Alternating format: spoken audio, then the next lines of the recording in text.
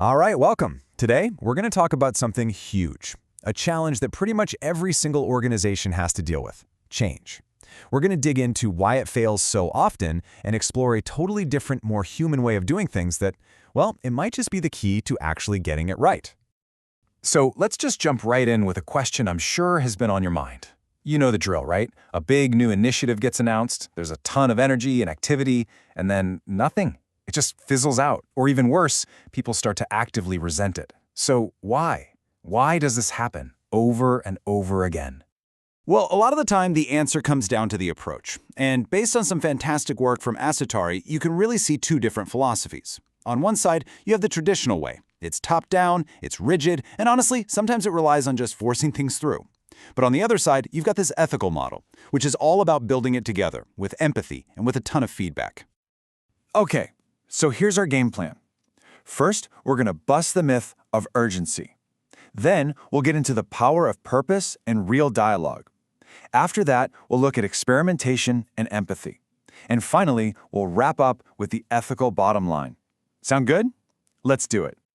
All right, first up, let's talk about that classic change management move, creating a sense of urgency.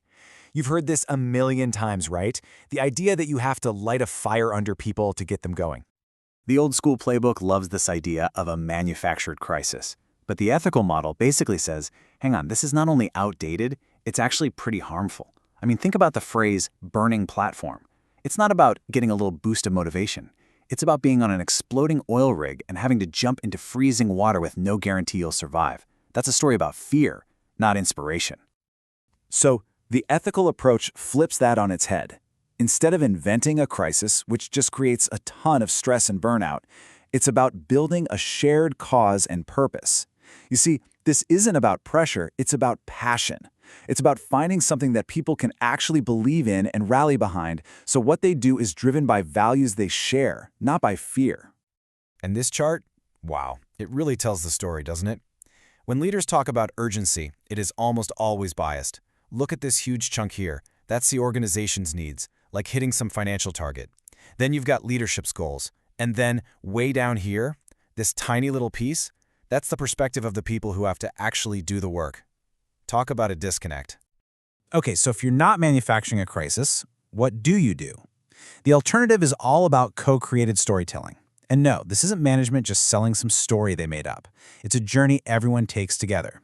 You start by honoring what's worked in the past. Then you accept the new reality.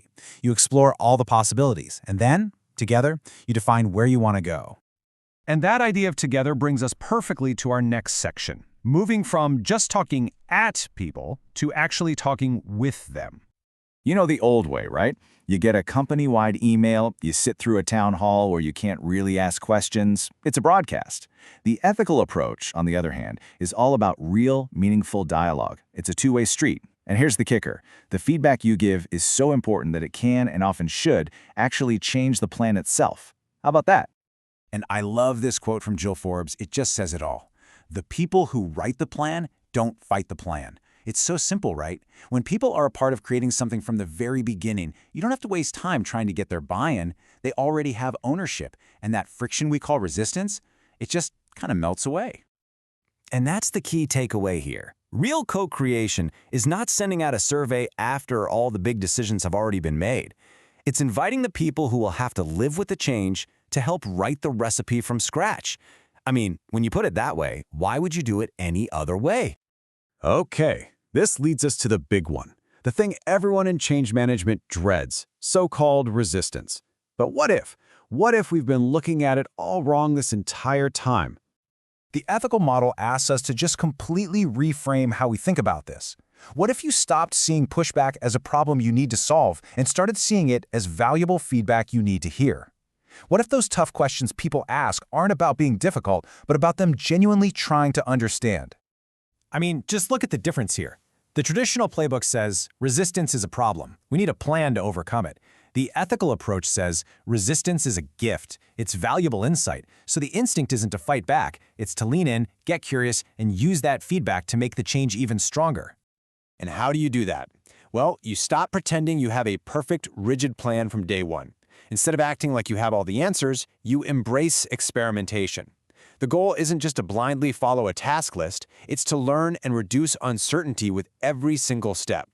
And in this world, failure isn't a bad word, it's just learning. And you know, at the end of the day, it all just boils down to empathy. It's remembering that we're dealing with human beings who already have a full day's work to do. That big transformation project that is 100% of your focus, it might be like 10% of theirs. Just recognizing that reality is a game changer. So let's get to the bottom line. What does all of this add up to? Is this just a nicer way to do things, or is it actually a smarter, more effective way? Oh yeah, it's smarter, for sure. The benefits aren't just fluffy, feel-good things. They are straight-up strategic advantages. You create shared ownership, so resistance pretty much vanishes. You build real trust. You get better results because you're using the brains of your entire team. And maybe most important of all, you get change that actually sticks. And this isn't just some high-level theory. It's been packaged into a real practical framework called DOIT Change by the folks at Acertare. It takes battle-tested tools from things you've probably heard of, like Lean and Agile, and uses them to make sure the human element is always front and center. And we're talking about an approach that has been built and refined in the real world, with real people since 2004. This stuff has been tested in the trenches. Because really, when you strip away all the jargon and the complex models, it all comes down to one simple, powerful truth. Change has always and will always work based on relationships. So I'll just leave you with this to think about. The next time you're leading or even just part of a change, ask yourself this one question. Is the way we're doing this building bridges between people, or are we slowly burning them down? The answer to that, well, it might just tell you everything you need to know about your chances of success.